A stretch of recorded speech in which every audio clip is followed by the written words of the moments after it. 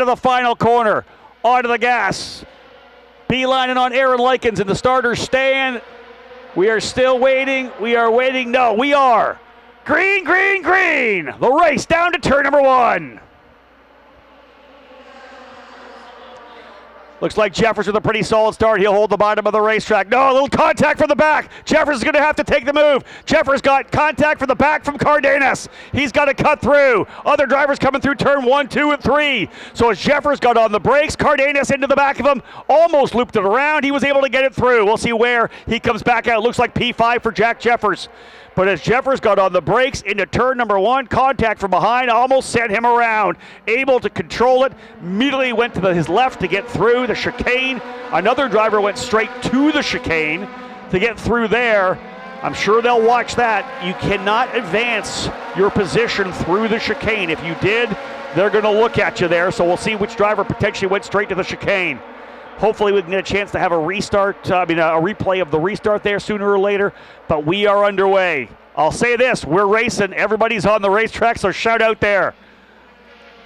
Settling in now, getting things underway. Single file coming through 10, 11, and 12, and the race is underway. 30 laps here as they work their way out of turn number 12. Down the straightaway, Andres Cardenas able to take the lead after the contact with Jeffers into turn number 1. Clean and through. Colin Aiken in second. Masella up into third. Argyros fourth. Jeffers fifth. Mossman sixth. Scorpioni in seventh. Manson eighth. Schrag ninth. Durst, Golan rather, Cameron, Hoskins, and Brienza as they line up for the first lap.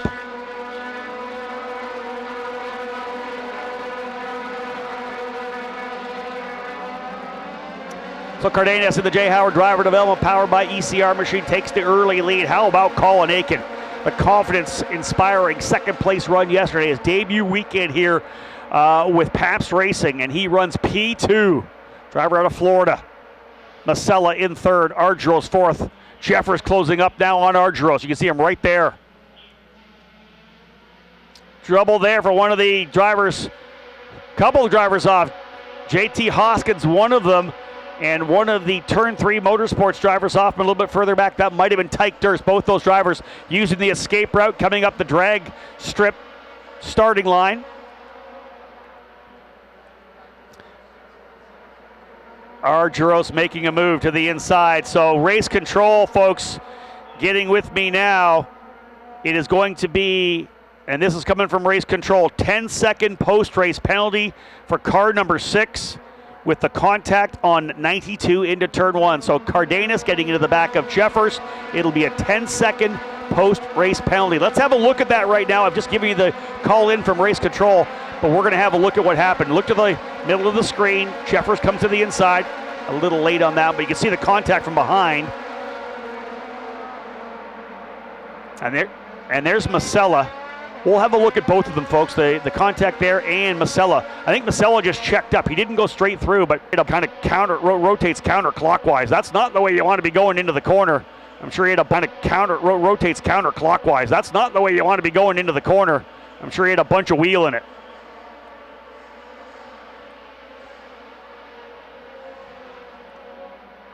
So we're going to have another look at this, and we're going to get a better one, a little earlier start here. Watch them coming into the corner. Jeffers at the bottom of the racetrack. Cardenas right behind him as Jeffers gets onto the brakes. That contact from behind sends him around. Nowhere to go for Masella. Yeah, Masella's on the outside of the racetrack thinking about the turn in. He sees Jeffers getting rotated, and a wise, very quick move for Masella. Well done to be able to work his way around there. He's got to go through the chicane, as does Jeffers. They come out in, I believe, 3rd and 5th, respectively.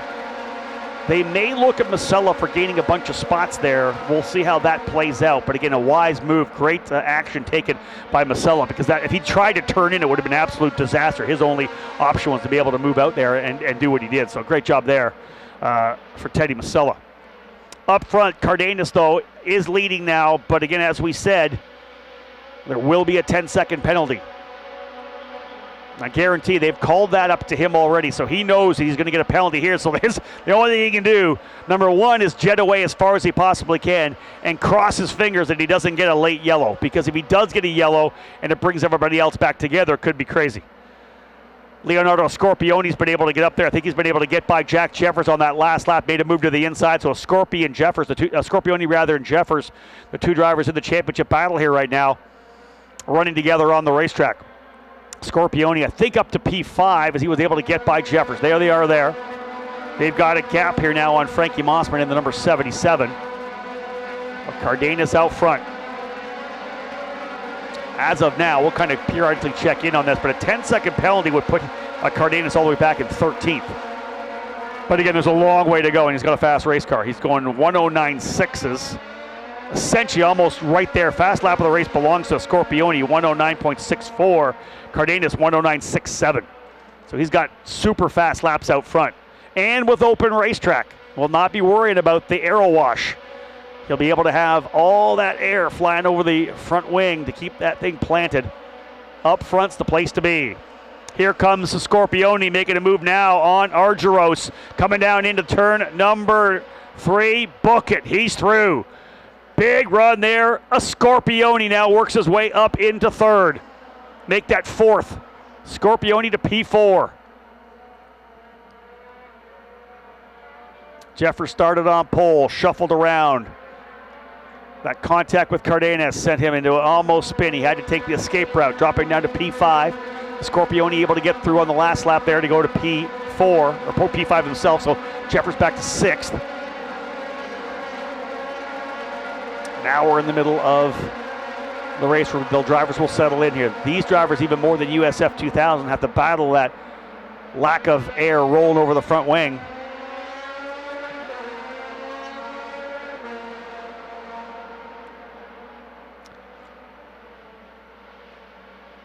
So again, getting potential more information coming in from race control. There might have been a blocking penalty coming down here as well. Big move to the inside further back. Not sure who's scrapping there. That's Christian Cameron and Brady Golan, I believe, going at it. Golan came all the way to the inside of the racetrack to defend.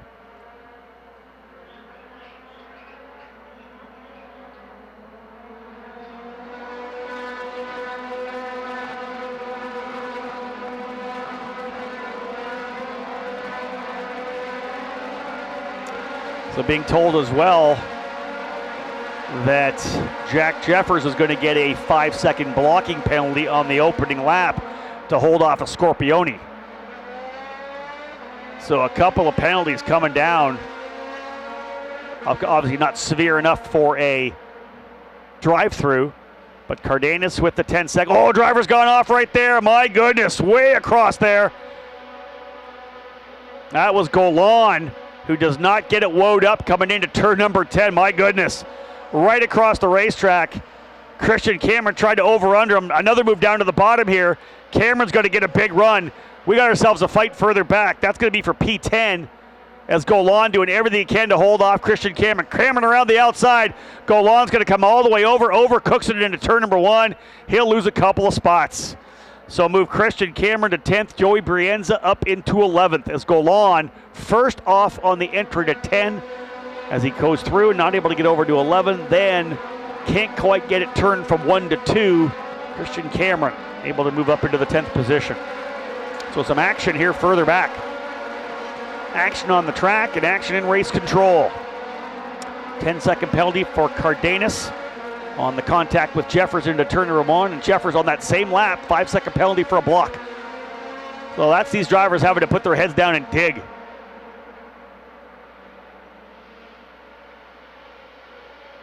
Because Jeffers would go fall probably all the way to 11th here. So again, the drivers with penalties, both Cardenas and Jeffers, will now be crossing their fingers for a green flag race. If we go 30 laps, the field's obviously going to separate as much as possible. These guys are hoping that they can pull away as much as they possibly can.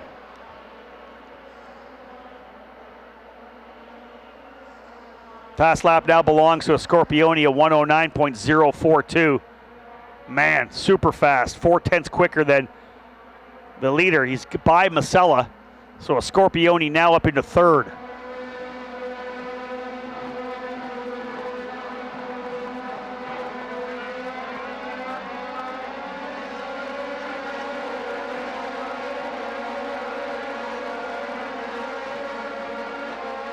Scorpione, Masella, Argyros, and Jeffers are all right there. Only separated by less than a second and a half. You can see them all lining up here.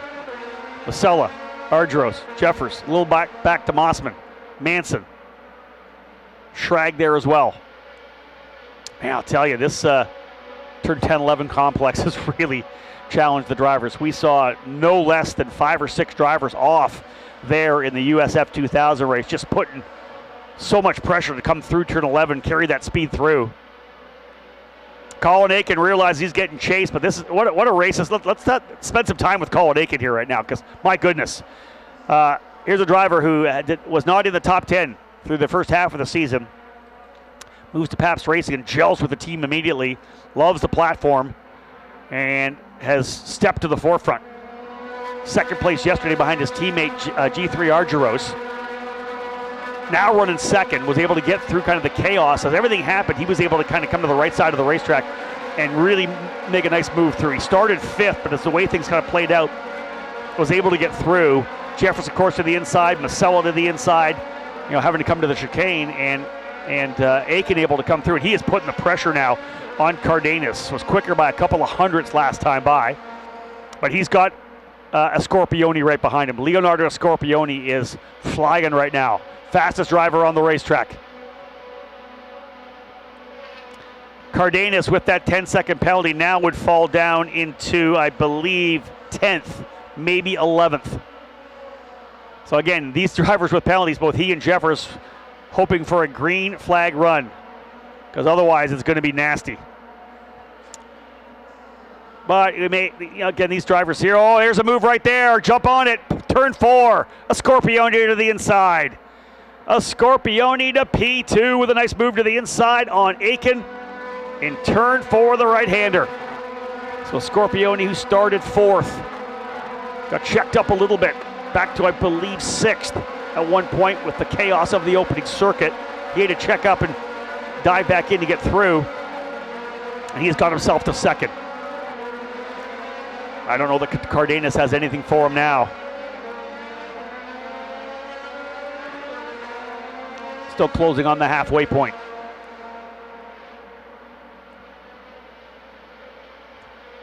Cardenas come into this race here, 4th place in points.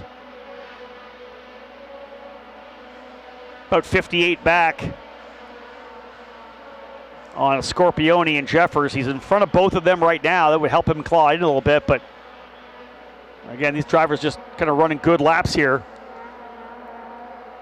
See the fight coming through there as well with Manson and Schrag. That is 8th and 9th. Sebastian Manthan running 8th, Thomas Schrag 9th for turn 3 and TJ Speed respectively.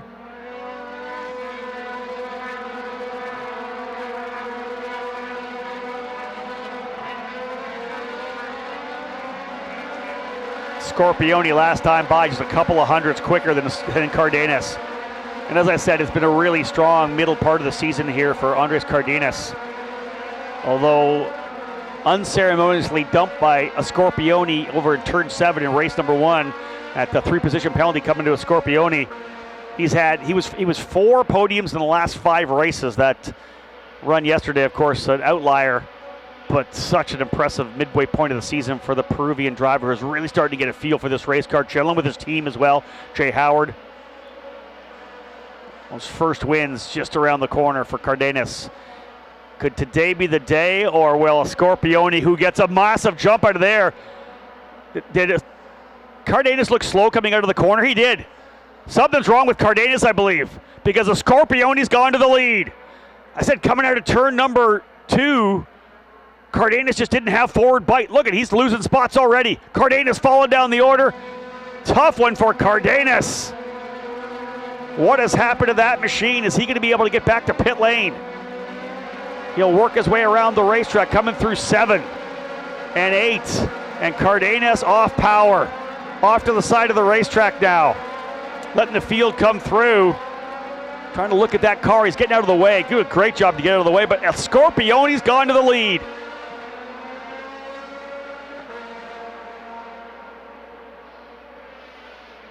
So the leader with that 10-second penalty, it's not going to come into play because Cardenas is going to have to limp it back. Some kind of issue for Andres Cardenas from the lead. Oh, goodness. Heartbreaking for that driver. As Jeffers also is able to get by Argyros. Jack Jeffers by Argyros on that lap as well. So Cardenas into pit. I think Sebastian Manson pit as well. So not sure what happened there. Both Andres Cardenas and Sebastian Manson into pit lane.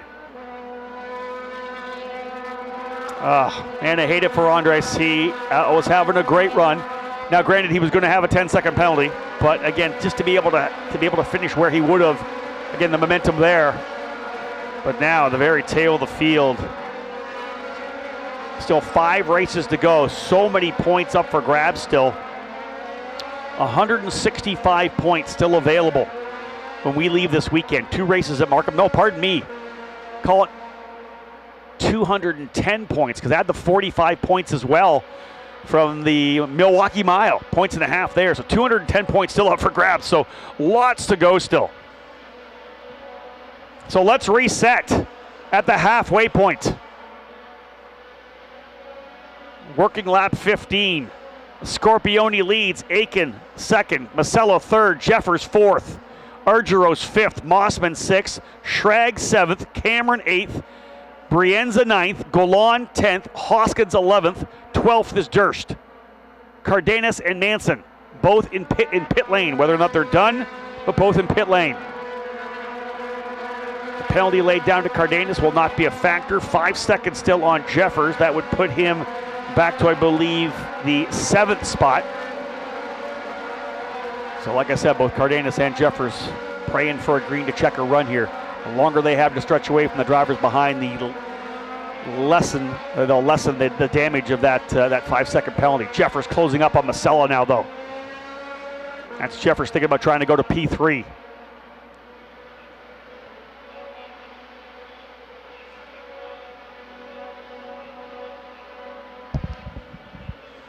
Out front of Scorpione leading, though. This is now the halfway point. 15 down, 15 to go. You see Manson off to the left side of the screen. They're going to work on that car to try to get him back out here. 2.4 seconds the lead now for a Scorpione out front as he's trying to get yet another race win. This would be his 5th win of the season. Won the opening round in Arlington, Texas. Swept all 3 races at Mid-Ohio, so it'll be a 5th win on the season if he's able to come away with it for Scorpione. He's got the fast lap of the race as well.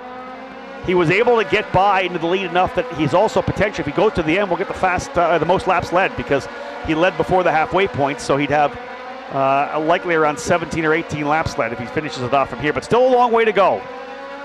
We are by no means finished with this one here. We've had a number of drivers with part failures with the dynamic and aggressive nature of this racetrack. You watch how they power their way through turn 1. A lot of contact for those drivers coming through there.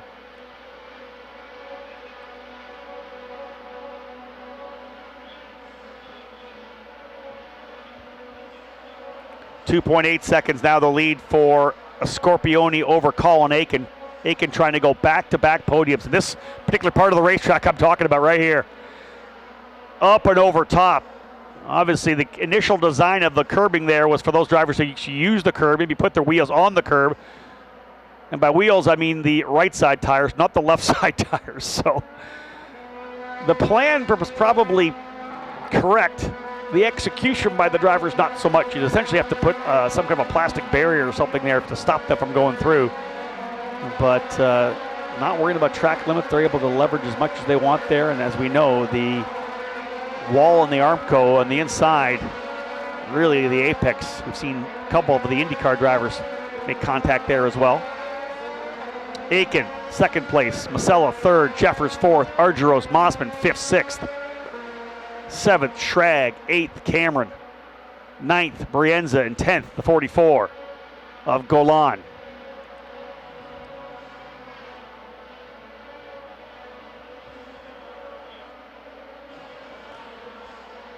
Being told a driver may be having an issue here. Slow car on the racetrack. That may be coming onto the front straightaway. That may be the 25 of Masella. Yeah, he's falling down the order. And in fact, he may be on the racetrack. Coming out of turn number 12, if indeed he is there and can't get it fired. It feels like, as I look at the monitor, all the way down into turn number 12.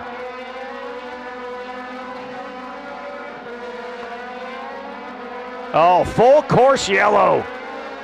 Full course yellow. Disaster for Jack Jeffers, as he was at that point up into 3rd. Even with the 5-second penalty, would likely have still been in at least 6th. But Masella bringing out a yellow here. That is going to be rough. So Teddy Masella essentially right underneath the crossover bridge in the VRD racing machine. So he falls from 3rd down the order.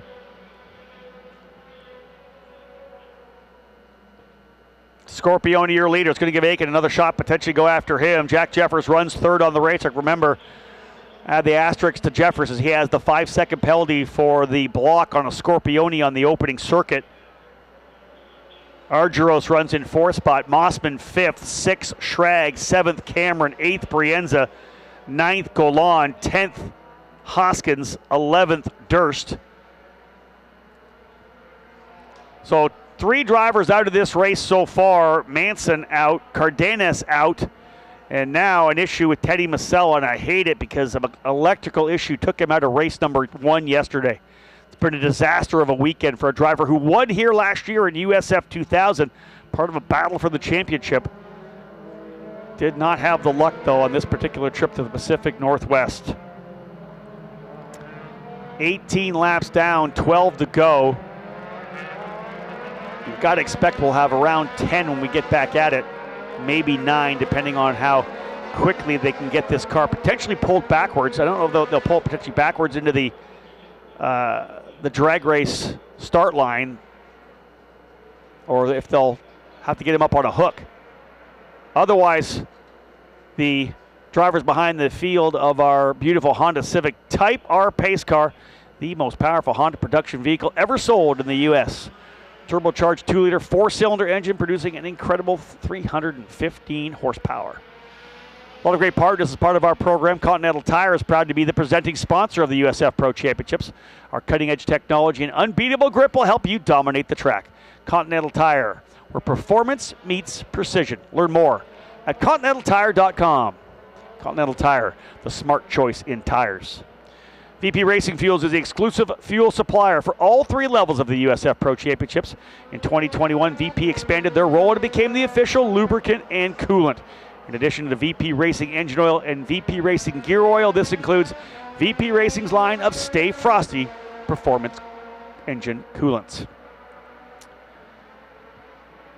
So Leonardo Scorpione out to the lead, a track that he likes, able to win the championship here last year in USF Juniors, set a qualifying track record in the process.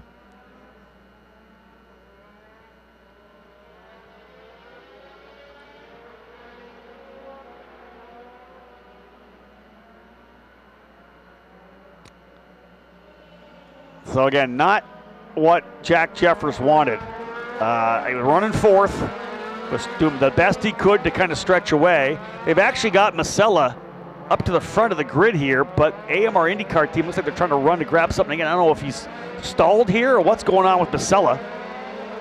He's actually climbing out of the car at the head of the grid.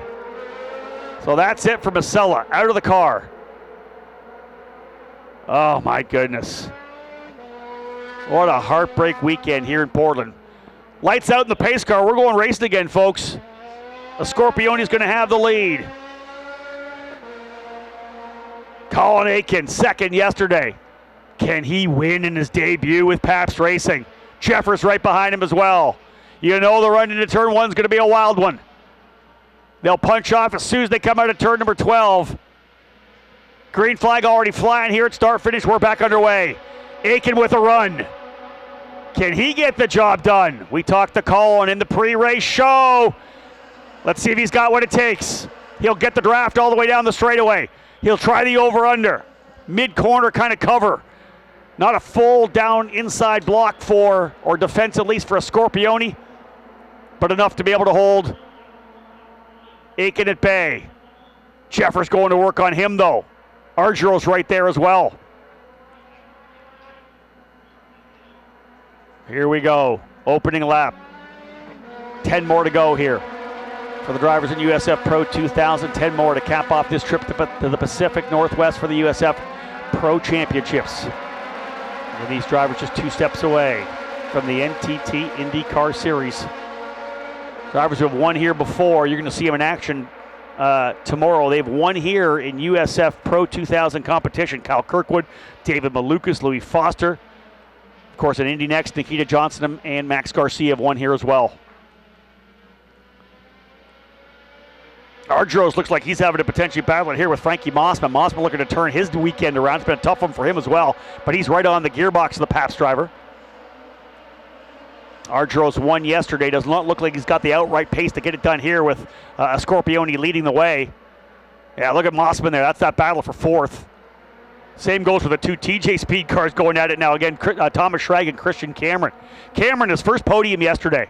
Hated that we were having an issue with the feed, not able to get him and watch the end and give him the props coming across the line, finishing 3rd yesterday. But he's having a good run here, battling his teammate here as well. The confidence these young drivers get when they get that first trip to the podium, that first victory, really kind of changes the mindset. And it's obviously going to do that for Oliver Weldon, back-to-back jacks in USF 2000, his first 2 USF Pro 2000, rather USF 2000 wins. Went winless last year in USF Juniors, but broke the goose egg here this weekend in USF 2000. And despite missing the 2 rounds at St. Petersburg, he wasn't 15 years of age, the minimum age for the series. He is actually working his way up the points. These big points he got here this weekend, huge for him. And really, he's still in contention. He needs to have a really good weekend in Markham and, of course, at Road America. But my goodness, not done yet. Winning races takes care of championships, that's for sure. Scorpione right there. Aiken, Jeffers, Argyros, Mossman, Schrag, and Cameron.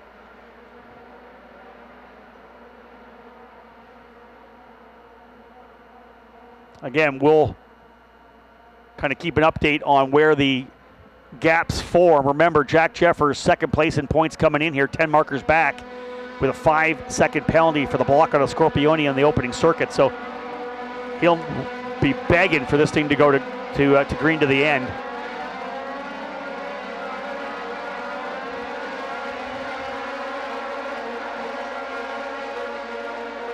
.5 seconds, Scorpione out front. You can see it visually there coming through the kink of turn 9.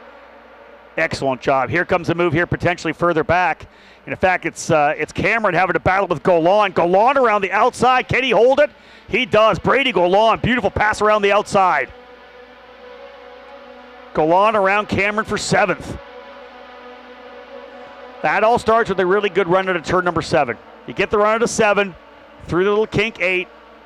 Oh, big defense for Golan on Cameron down. See him move all the way to the inside of the racetrack. One of the things you can't do in this series is what's called moving in reaction. So if a driver's making a move on you, you have to move to defend before he does. So if that driver starts to move to the inside coming down the straightaway and you all of a sudden come across in reaction to their move to the inside, race control is going to get you. You're not allowed to do that. That's a block. You're allowed to move to the inside, and you're allowed to move to the inside and actually come back to the racing line.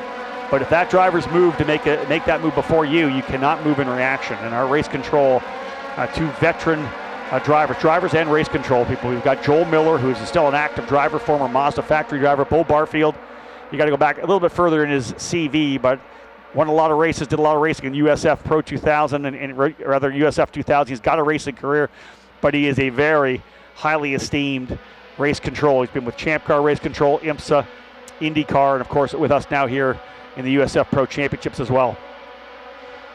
So they know what they're talking about. They get to see the video, and of course, I've talked about it yesterday. If they can't see it on the video and make a conclusive call, on what they get in terms of replays. We collect every one of these drivers' video cards after the race so that we can go back and look at the video. So you can say what you want about what happens on the racetrack, but the minute you have that video, it's the telltale. We know exactly what happened. You can say you didn't hit the guy, you didn't get into the back of him, but that camera over top of your head really has a pretty good look at it. And a lot of the times it may not even be the two drivers involved. If you got two guys who have wrecked each other, those camera angles might not be the best, but the guy right behind you, bird's eye view, let's put it that way. So the cameras really come into play when it comes to our final result. That's why oftentimes we obviously come out with a provisional result, but it may take a little while before we get the official results out, having given an opportunity for all of our race control to go through that. Lap 25 will go in the books this next time by. 5 laps to go for Leonardo Scorpioni, 2.3 second lead last time by. Jack Jeffers right still there with Colin Aiken, but again, I guarantee you Jack is struggling with that aero wash understeer coming through the fast corners here, like turn number 11 and 12.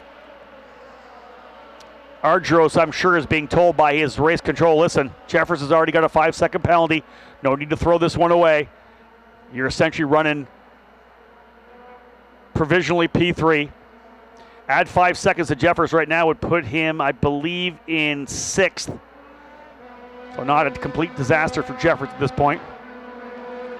Although that DNF yesterday, not at his own doing at all. Checked up to not get collected in the issue with the Scorpioni, slowing up, not able to get it rode up and turned into turn number 1 or 2 rather.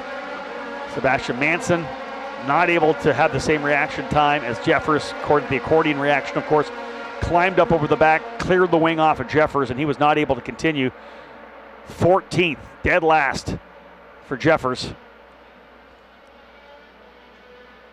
So he's looking to stack some points on here with still 6 races remaining.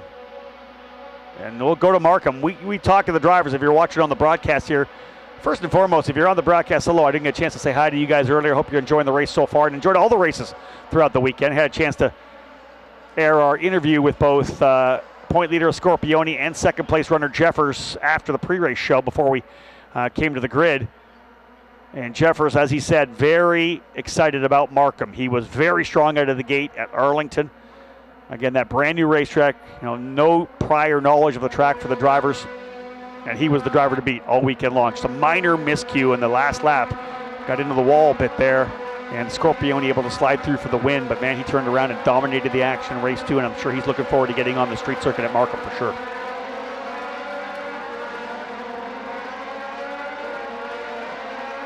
Four laps to go. 4 laps remaining here. Lots of time on the clock with just those couple of yellows. Scorpioni, Aiken, Jeffers, Ardros, Mossman. Mossman and Schrag together. They're running now in 5th and 6th. Oh, Jeffers gets a big run. I'm not sure what happened there with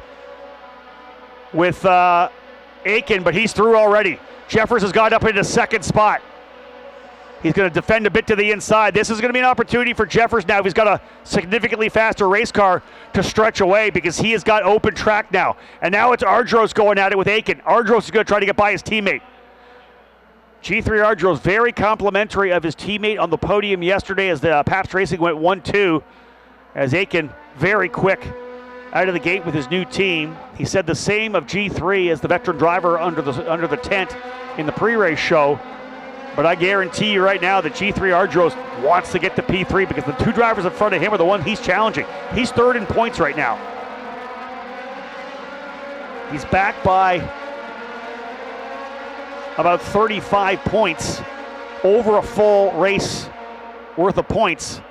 But man, we got racing going back further. Look at this. How about side by side, Mossman? Oh, look how Schrag thought about the inside. We got a couple 2x2 battles here with just a couple laps to go. Big stuff. Mossman going at it with Schrag. Golan going at it with Cameron.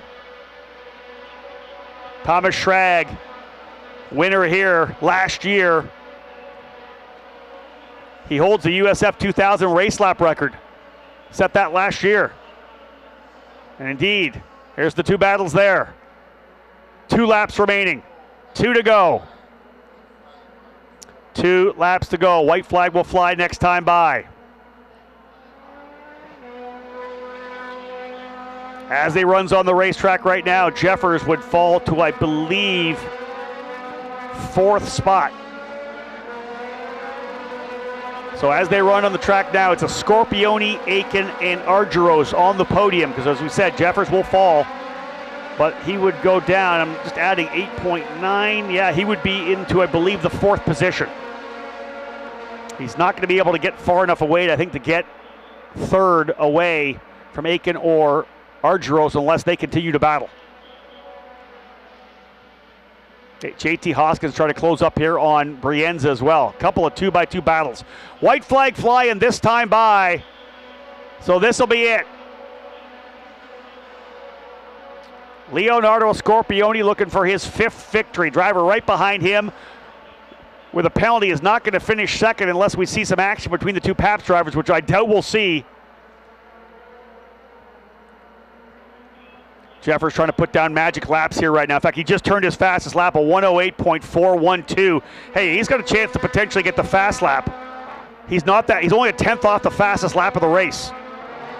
He was 4 tenths quicker than Scorpioni. So Scorpioni's not pushing right now. Jeffers got a chance to steal a bonus point away. Scorpioni's got the bonus point for fast lap. Can he steal it away here? That's what we're looking at. Jeffers trying to see if he can't pull one out of a hat on the final lap. Here come the 2 drivers here going at it. Argyros to the inside of Aiken. He'll take the position. Argyros to 3rd. Big for the points.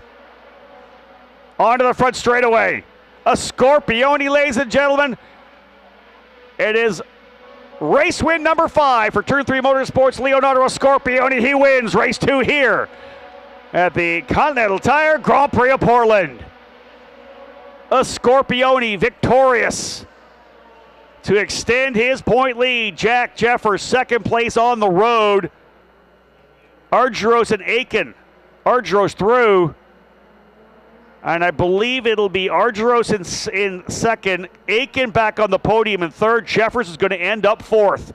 Live timing already reflecting that 5-second penalty. Jeffers only falling to P4. So damage limitation, no doubt about it there. The minute he was able to get by Aiken, that was a big thing for Jeffers. He was able to jet away. And that time putting him ahead of the duo of Mossman and Schrag. But Leonardo Scorpioni started 4th, got forward quickly, and was able to come away with his 5th race win of the season. Thinking that's probably going to be another 12 points because he didn't get fast lap of the race, so probably 12 points. So he'll likely have a 22-point lead approximately leaving the weekend here. Scorpioni, P1, Argyros and Aiken on the podium again. The results you're seeing on the screen just don't reflect the Jeffers move down to P4. So Scorpioni, Argyros, and Aiken, your top 3. Jeffers goes down to 4th. Man, back-to-back podiums in his Pabst Racing debut for Colin Aiken. He'll be thrilled with this weekend. Great job for Frankie Mossman coming back as well after a rough day yesterday. He goes to P5. Thomas Schrag 6. We had some good battles. Mossman versus Schrag, Golan versus Cameron, and Brienza versus Hoskins in those last laps. Those drivers doing a tremendous job. Here comes Colin Aiken. I'll tell you, there'll be a smile on his face for sure as well. To be able to have a great run like that in that Morgan Stanley sponsored Pabst Racing number 19. The number 4 of a Scorpioni for Turn 3 Motorsports. Last year's USF Juniors champion, folks. Started the season in USF 2000 with the scholarship colors on the car, a couple of podiums at St. Pete, but had the opportunity to make the move up into USF Pro 2000, elected to take it, and man, it has paid off thus far. He is the point leader here with 6 races still to go. 2 in Markham, 1 at Milwaukee, and 3 at Road America. A long way to go in the program. But indeed, there's Leonardo Scorpioni, the young driver from Windermere, Florida. 2 years in USF Juniors, his 3rd year in the series. Great stuff. Just, I believe, 17 years of age. Yeah, there's a good smile there for a Scorpioni. He's loving it. Big victory. Turn 3 Motorsports crew rolling up. Team owner Peter Dempsey. Co-owner Mandy Dempsey. Family team. David Boudros there. Crew coming in. High fives all around. There's Peter. Good stuff for Turn 3 Motorsports. They've won this championship before. Lockie Hughes just a couple of years ago. They know what it's like to win. That is big for Turn 3. So, folks, there you have it. We got some time. I'm going to head down to Victory Lane. Don't go anywhere. We'll have today, thankfully, Victory Lane celebrations. I'll be down there momentarily. We'll talk to all three drivers on the box, Scorpione, Argyros, and Aiken. There's your updated results if you're watching on the big screen around the racetrack or on the broadcast. Great stuff. We'll see you at Victory Lane, folks. Bobby, I'll give it to you right now. We'll be down there momentarily. Indeed, down here in Victory Lane for the final time for this Continental Tire Grand Prix of Portland. Three deserving drivers putting on a great show. And as we know, the championship battle heating up in a big way. What a way to debut with Pabst Racing, folks. A fantastic drive, finishing in third place today. Colin Aiken, P3. Back-to-back podiums. Grab that P3 trophy, Colin. Come over here and have a quick chat with me. You got to be thrilled. Obviously, I think you wanted second there, but you can see what was happening with your teammate coming through. Just give me your thoughts overall on a fantastic weekend. Yeah, I mean, let's start it off. It's very stressful running up at the front. I'm usually running like mid-pack, so it's definitely a bit different for me. Heart rate's up a bit more. But yeah, to bring home P3 and have G3 in front of me again, P2 and P3 on the podium twice in a row, I'll take it, you know. You talk about the momentum going to Markham next weekend. You must be just jacked to get up to that race. Yeah, for sure. A lot of confidence going into Markham, and yeah, I think we're get the ball rolling again and get on the podium again. Well done. Colin Aiken, folks, finishing in third spot today. Finishing in second, your winner from yesterday right there in the championship fight, ladies and gentlemen, P2 today for Pabst Racing, G3 Argyros.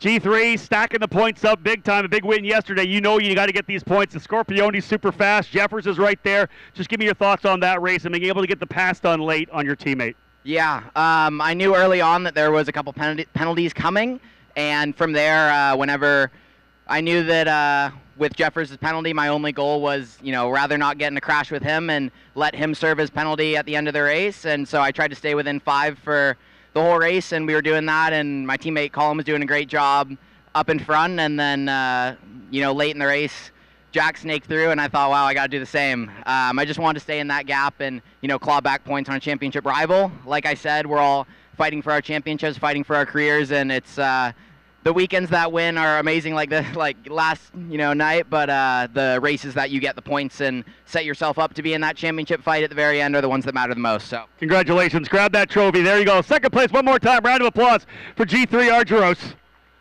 This young driver here, 5 wins now on the season, a tremendous run. Last year, if you were here, he won the championship in USF Juniors. Here today, he finds himself with a 22-plus point lead heading to the next round in Markham. Ladies and gentlemen, our winner today from Turn 3 Motorsports, Leonardo Scorpione. Leo, it just seemed to me like you were not going to be stopped. You were coming forward. It was a great race car. Just give me your thoughts on how great that race went for you. Yeah, it was an amazing race. After yesterday, the start didn't go how we planned. Bum drafting's not that fun. And, like G3 said, I cracked under pressure, so today I certainly didn't feel any pressure. So, yeah, I was on a mission, I wanted to win so bad, and I was clear of the field, so it wasn't really that much of a challenge. They can't even put any pressure on me. Who do you want to thank today? The whole Turn 3 team, they gave me an amazing car. My dad, my mom, Victor, Franzoni, HMD, and everyone that was involved in it. Congratulations. Well done. On top of that podium, one more time, folks, my top 3 drivers in USF Pro 2000. Leonardo Scorpione, 5th win on the season. So impressive for the driver to Windermere, Florida, USF Juniors champion last year, jumping up into Pro 2000 this year. Couple of Pabst Racing drivers on the podium in second and third, Turn 3 up top. You look at the last 3 champions in this category, and they came from these 2 teams. As we know, Max Garcia and Miles Rowe from Pabst Racing, Lockie Hughes from Turn 3. Great to see this fantastic debut with the team for Colin Aiken. He'll be thrilled leaving Portland here with a couple of podiums. Big time for G3 Argyros as well, stacking those points you need heading to Markham next weekend.